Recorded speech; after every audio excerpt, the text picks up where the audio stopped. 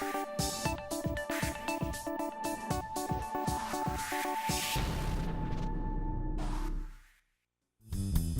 views and opinions expressed in this program are those of the participants and do not necessarily reflect the views of BronxNet or the program underwriters.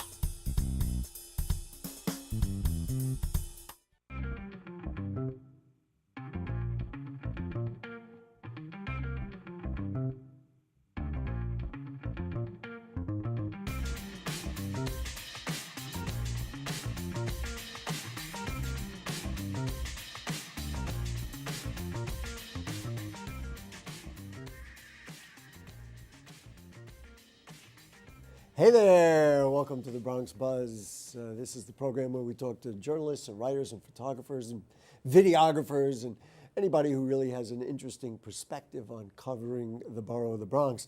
And I'm excited about every show that we do, but tonight I'm really excited about the program because we have two Bronxites who have written books, and we're going to talk to them about what they're writing about, and both of them have something to do with sports. The first author has written a book about the New York Rangers, and the second author, who we'll do in the second part of our show, has written a book about growing up near Yankee Stadium.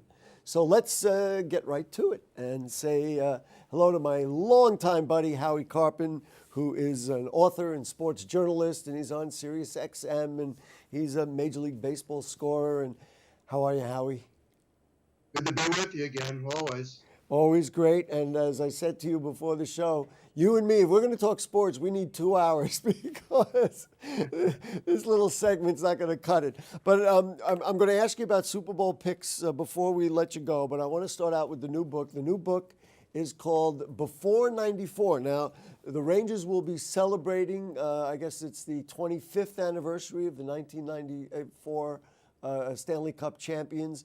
But you wrote a book about before 94, when the only thing you heard at the Garden was 1940. What was the interest in before 94? Well, my co-author, Mark Rosenman, had the idea. He said a lot of people loved that team for one reason or another. It didn't win. You know, they pulled off the big surprise against the Islanders in the conference final. This was 78-79, let's be clear, right? 78-79 season. They went through a transition with the coach and GM. Fred Shiro was brought in. They had a terrific regular season. Fans were starting to get excited. They won the first 2 rounds of the playoffs against the Kings and the Flyers.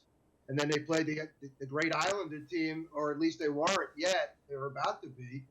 Beat them, upset them in the semis, and then got to the Stanley Cup final, won the first game in Montreal, led 2-0 second game, and then everything was downhill from there. But the fans still fell in love with this team, and it's the 40th anniversary, so we figured a book would be appropriate. And it was Mark's idea, and he did a lot of the interviews. I did the research and the writing, most of it, and this is what you got. I got it right here. Maybe you could see it. There it is, before 94. Now, it hasn't actually come out yet. It's about to come out? It's out. It's on Amazon. It's not in bookstores. We self-published this one. Mm-hmm. So it's kind of under our own label, and you pretty much order it online. Great. Howie, let's just talk about there we put it up on the screen for people who want to see what it looks like. But, in New York, or in the Bronx, especially with the New York Yankees, I mean, the whole thing is always about winning world championships. The Rangers, notoriously did not win world championships, but the Garden was sold out every night. It was sold out every night for years and years and years. Talk to me about passion of the Ranger fans, and what is it that has fueled this energy about the Rangers before 94 when they won the Stanley Cup? Well, it's kind of a cult thing. You know, hockey's not the most popular sport on the ladder when you get the 4 major sports. It's pretty much at the bottom. But it has a great following among the fans. The fans are passionate. Especially, Ranger fans seem to be the ones in this town that really stay behind the team, no matter what. I mean, there's so much competition among the fans nowadays. We have 2 teams in every sport, 3 teams in one. You kind of drift off. You split the fans down the middle almost in a lot of ways. When a city like Chicago is only 1 team in each sport, except for baseball, they can zero in on that 1 team. Boston has 1 team in each sport. But, I think the Rangers have captured the imagination of of the diehard fans, and they seem to appeal to the firefighters and the police department. They have their own teams. They're big hockey fans. They're always at the Garden, always being honored. There's a lot of community work from the Rangers. They have a real impact in the community. So I think that all goes along with it.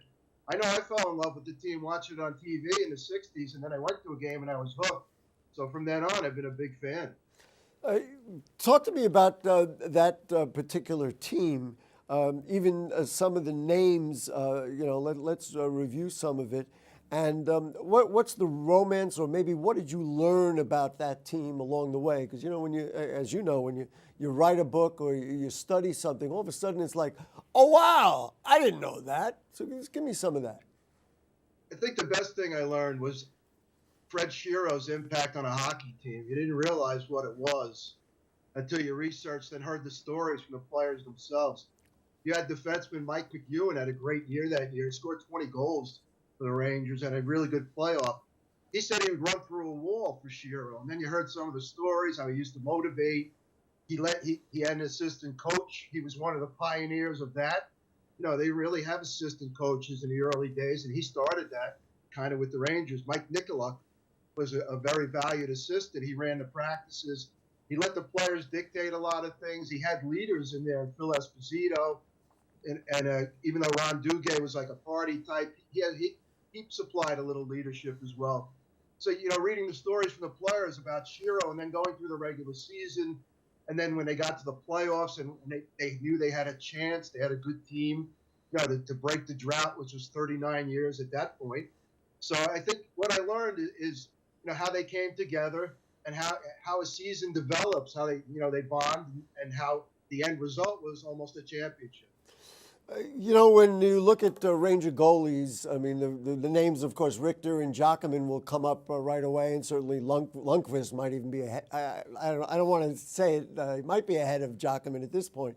But, maybe those are the top three, but there's Jacques Plante. I mean, right. A lot of great goalies, and you know what I'm leading up to. John Davidson, he became a colorful character in the broadcast booth. But as I recall, he was a very good and consistent goalie. He was a big guy, so he filled a lot of space in the net. Talk to me about what JD meant to that team. Well, it's funny. A lot of the book is based around him because the year before, there was a controversial playoff with Buffalo where the head coach at the time, Jean-Guy Talbot, didn't start Davidson in one of the games, and they lost. So, wow. Davidson was starting to establish himself, and under Shearo, he really came along, even though Shearo used a 3-goalie rotation at times. Davidson didn't play all the games in the regular season. He wasn't really noted as a number one.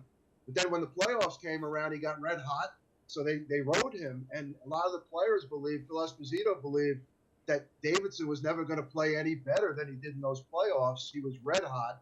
But then he got hurt at the end of the Islanders series, and he was actually injured going into the playoffs. I think he had something with his back, but he was able to play through that. But then he got hurt. He hurt his knee toward the end of the Islanders series, and that affected him in the series against Montreal. And eventually, just he couldn't stand up anymore at the end. So you think that was the biggest factor as to why they didn't win the cup? That and they ran up against one of the great teams of all time. That was the Canadiens' 4th straight Stanley Cup win. Right. And as we point out in the book, they had 10 Hall of Famers on that roster. 9 of them played in the playoffs. 1 was injured, Yvonne Cornwallier. But imagine 9 Hall of Famers you're going up against in a playoff series. Not easy to win it. Yes, especially Gary. What's that? About that season, they won all the games in Montreal during the regular season. Then they won Game 1 in the final. They were unbeaten in Montreal until they lost Game 2, and then Montreal just got their legs, and it was all. And Ken Dryden wasn't even playing. He got in because Bunny LaRock got hurt at the start in the warm-ups of Game 2, and then Ken Dryden came in and dominated the Rangers in Montreal won. That was it. Listen, the book is Before '94, Howie Karpin and Mark Roseman, right? Right, my Right. co-author. They wrote it together. We can put it back up on the screen. Let's make sure everybody picks it up. Especially Ranger fans, you're going to love it because if you've been a Ranger fan, you're passionate about win, lose, or draw, and those guys really generated passion. Before we let you go, Howie, the Super Bowl is coming up this weekend. I got to tell you, I don't know how, regardless of how you view the teams or whatever, I don't know how you could bet against Tom Brady. I mean, I just, the guy is so good, and and if you make one mistake on a big drive, he'll kill you. Like on a third down play, biggest problem you can have, and no team has been able to really do it consistently against him. Well, here's a little. It's funny you brought up this Super Bowl because we seem to come full circle. You remember we were doing the show together when that started, the Rams and Patriots, right? Right. I picked the Patriots. They were the big underdog that day to the Rams. You were kind of surprised on the show, and then the Patriots won in 2001, right? That's amazing. For folks who don't know, BronxNet had a morning show, and I hosted the morning show, and Howie was the daily sportscaster. Well, I'll go back even a touch before that, and I remember the day that Bledsoe got hurt, and he took over. Anyway, they're waving that I got to get going. Give me a pick for Super Bowl, what is it, 52? I picked the Rams before the season to be in the Super Bowl, so I'll ride with it, even though I know it's probably futile. All right, and I know the word that I've heard Howie use many times, that call in the Rams-Saints game was a disgrace. It just was a horrible thing to have happen. What are you gonna do, though? I mean, hey, that's the way it goes. It is. Right. Howie, always great, man. I'll see you around town, and soon it'll be baseball. It'll be warmer, and we'll see. We'll get you on. Maybe we'll do a little preview of the season. All right. Hopefully, I'll run into you at Citi Field. There you go. Talk to you later. There it is, my buddy Howie Karpin. Yep, there you go. Howie's got the new book. Make sure you pick it up before 94.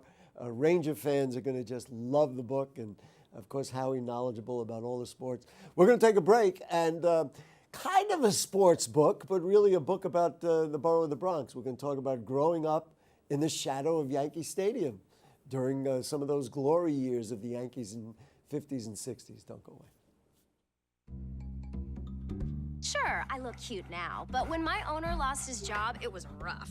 I was living on the street, and one night, me and this Cocker Spaniel got into it so bad, I wound up looking like an ice cream cone. I cried a little bit, but thankfully I got rescued, so I'm running, I'm jumping, all back to my old self. And I'm ready to give unconditional love, even if you put a lampshade on my head.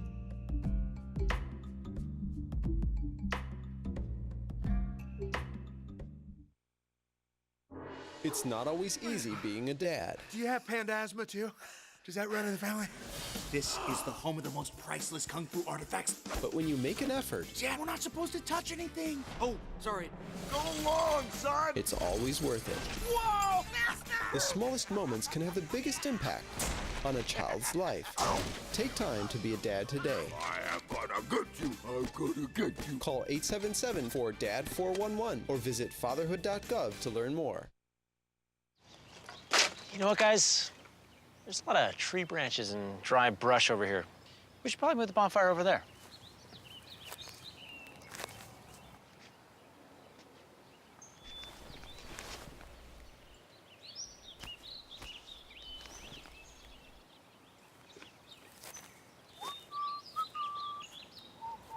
I'm guessing Smokey liked that idea.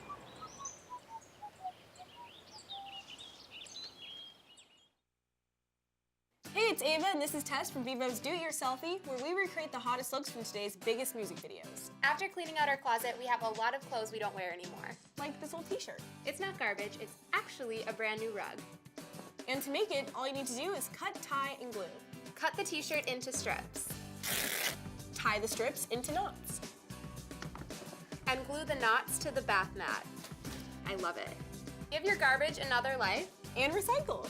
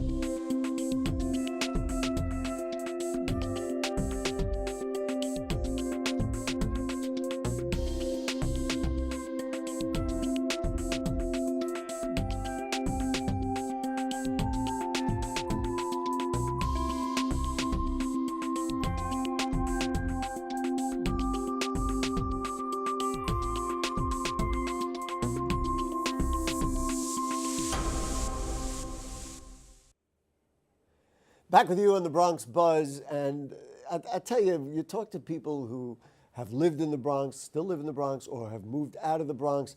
There is a magic, a nostalgia that goes back a number of years, and this author we're going to bring to you in just a moment has written a book called Growing Up in the Bronx in the Shadow of Yankee Stadium in the 50s and 60s, the glory years for many people in the Bronx, and of course for the Yankees during that era. So let's go all the way across the country to Huntington Beach, California, and say hello to Lee Netzer. Hi, Lee. How are you? Hi, Gary. Nice to see you. Nice to have you with us. Let's just start here before we even get into the book. Talk to me about the fact that you moved away from the Bronx. You had just told me you did that in the 70s, but there was still a romance about the borough of the Bronx that stuck with you, and then I guess that in the background was what fueled the writing of this book. So talk to me about what that was that lived with you as you moved your family across the country. Well, a lot of my friends remained in New York and the Bronx. Some of them moved to New Jersey. Some of them moved to Long Island. But I always stayed in touch with them. And,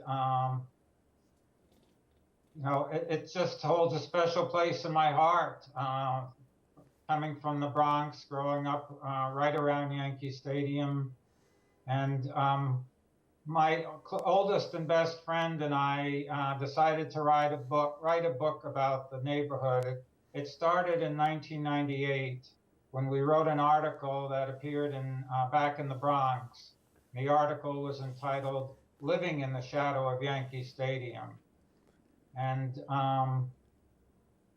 all of the friends that grew up in the neighborhood always talked about how special the neighborhood was to us. And so my friend Harvey and I, after writing the article in 1998, we talked about a year and a half ago about writing a book. But the article was the genesis for the book. Right. Was it one of those things where once you started, it was just a matter of, I don't want to say spitting it out, but, just laying it out because the memories were, to quote from that famous baseball movie, so thick you have to brush them away from your face? Well, as I started writing the book, some of my recollections started coming to me. I hadn't remembered everything, but I think going through the process of thinking about what I was going to write about had caused me to remember some of the things that were deep in my memory. Mm-hmm. Let's talk about the stadium itself and how it loomed. Let's talk about the past. The present may be a little different. I don't know. We'd have to interview some current people. But talk to me about how the stadium loomed, and I will say large, for people who grew up in the area. Now, you lived where? That was in the Highbridge section, right? No, I lived actually one block. It was literally in the shadow of Yankee Stadium. Oh, literally in the shadow. All right. It was, I grew up at 811 Walton Avenue. Oh, there you go. It had two entrances, one on Walton and one on Girard. My window faced Girard Avenue. I could always hear the crowd cheer, and whenever Mickey Mantle hit a home run, the cheers were much louder.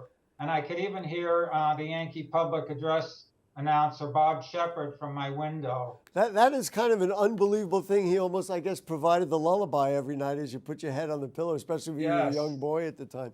One of the things that struck me, you literally wrote about getting Mickey Mantle's autograph. The way you wrote it, well, I got his autograph. And I was thinking, goodness gracious, that's like unbelievable. You went, and fans don't understand if they wanted to get up to, Aaron Judge or Giancarlo Stanton, it's very difficult to do. But the players, and I remember it, they would literally walk through the crowd and walk into the stadium every day. And Mickey Mantle, ordinarily, if he was just coming out of the stadium, it would be hard to get his autograph. He would race immediately to his car. But it just so happened on the day that I got his autograph, as they were filming a commercial at the stadium, and I was with some of my friends. We were walking to the baseball fields. It might have been the basketball court behind the stadium, and gate 4 was open. So we walked inside, and lo and behold, Mick was at the plate hitting home runs and dragging bunts. And I think we caught him at a time where he wasn't defensive. You know, he was relaxed. He came over to the stands after the filming, and he talked to us for a few minutes. There were a couple of girls in the group there with us, and he asked them if they were in high school. And then he gave me everybody his autograph. Wow. I only wish I could find it. Well, that was the other thing I was going to mention in the book. You say, I looked everywhere, I can't find it. It's kind of unbelievable. Another thing that emerges, and I guess like a lot of Bronx kids, I'm a sports fan. What people may not remember is the football giants also played at Yankee Stadium. So it was, it was almost a year-round thing. You were a Giant fan, and the kids in the neighborhood were also Giant fans? Most of us were Giants fans. And in fact, I recall in 1962 going up on the roof at, was it 815 Girard Avenue. This was before they built the new scoreboard, so you had a view of most of the field. And I remember freezing my buns off watching the Giants lose to the Packers in the championship game. Wow. Those kinds of memories when you tell people nowadays, because of course sports is in a way so distant from, that kind of contact, you don't realize people, you said, well, wait a minute, gate 4 was open. We just walked into the stadium. Of course, that could never even be conceived of in this day and age. The other thing about the book, which I find fascinating, is that it's interwoven in not only, listen, we talk sports, we talk the Yankees, you lived across the street, but it's really interwoven with life in the area, and you talk a lot about some of the specifics. You have a chapter on the blackout in 1965. All those kinds of things. You talk about the synagogue. There's actually nice pictures in the book as well. Just talk to me about life aside from Yankee Stadium and aside from growing up over there, and what life was like in the South Bronx in the 50s and 60s. Well, it was a very Jewish neighborhood, and I actually naively grew up thinking that most people were Jewish, believe it or not. And you've got to remember that the period that I was growing up was the baby boomer generation, which until now was the largest generation of children. And you combine that with the fact that there were so many apartment buildings crammed together. I think in the 2-block radius that comprised our neighborhood, there were probably at least a dozen apartment buildings. So there were so many children in the neighborhood. It was just such a special experience growing up in that kind of a neighborhood. I know some of our grandchildren now, they live in a neighborhood where there are no kids. Here we had a neighborhood where there were so many kids, let's say boys, for example, of our own age group, that were able to field 2 teams to play each other. Wow. Teams, you talk about baseball, softball, stickball teams? What kind of teams? Yeah, softball, basketball. We had a game called sewer ball. The manholes were the bases. We had another game called off the point. One of the things about being in by the stadium, though, whenever the game broke, our games were, whenever a Yankee game ended, our game was over, because all of the cars hit the streets. Ah, there you go. Another thing. Yeah, go ahead. Another thing about the neighborhood is that nobody wanted to give up their parking space on a game day because they knew that they weren't going to be able to get it back. Yeah, right. Well, listen, a lot of that still goes on today. When you talk about kids in the neighborhood, nowadays the kids don't all go to the same schools, so a child could be your next door neighbor, but all in different schools. I know I grew up in a different neighborhood in Van Cortlandt Village, and we all went to the same school, so there really was that sense of unity. That is hard to capture once again in a lot of Bronx neighborhoods. That's true. And again, the neighborhood was very, very stable also. So nobody ever moved out of the neighborhood. And that's why we developed this bond, I think, partly from playing sports with each other. And this bond has continued to this day. One other thing I want to ask, going back to the sports question, and it is in the book. By the way, we're talking with Lee Netzer, who's the author of Growing Up in the Shadow of Yankee Stadium in the 50s and 60s.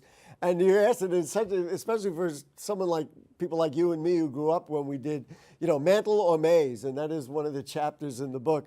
I got to tell you, Willie Mays was the best player I ever saw. I mean, Junior Griffey maybe, and maybe it's because Mickey had so many injuries, and I know he was great in the 50s and all that, but Willie, that's my vote. I don't know what your vote is. Well, Mantle was my sentimental favorite. By the sheer excitement of watching him play, and through the mid-50s, I think at that point in time, he was considered the better of the two, but looking back over their two careers, I would agree that Mays was probably better. Yeah, ultimately better. And of course, the tragedy is you wonder what Mickey would have been like had he been able to go injury-free. Anyway, Lee, we're just about out of time. People can pick up the book. This is truly a wonderful book, especially for people interested in the legacy of the Bronx, the history of the Bronx, Bronx nostalgia, little Yankee trivia in there too. Growing up in the shadow of Yankee Stadium in the 50s and 60s. Any last words or anything you want to say about that I didn't ask you about? We got about 30 seconds. No, I think we've pretty much covered it. Again, it was a special place during a special time, and I don't know that could be recaptured in this day and age. Well, we have many special things in the Bronx. Have you been back since, or have you been out in California mostly?